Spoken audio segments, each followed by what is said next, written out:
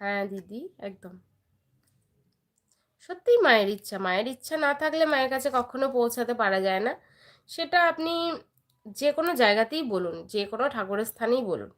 আমি আর যদি ভাবি যে আমি এখন মায়ের কাছে যাব, মায়ের ইচ্ছা না থাকলে আমি কোনোভাবেই পৌঁছাতে পারবো না। আমি একবার কলকাতায় গিয়ে ভেবেছি মায়ের কাছে যাওয়ার কোনো মানে আমার ইন্টেন্সি ছিল না যে মায়ের কাছে যাব। আমি গিয়েছিলাম আমার কাজে, আমি ভেবেছিলাম আমি আমার কাজ মিটিয়ে চলে আসব।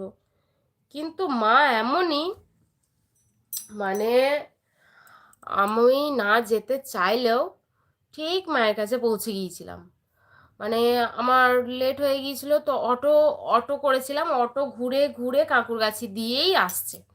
আমি তখন অটোওয়ালাকে বললাম যে দাদা ভাই, আমি আপনাকে আরও কিছু টাকা বেশি দিয়ে দেবো, আমাকে তাহলে মায়ের মন্দিরেই নিয়ে চলুন।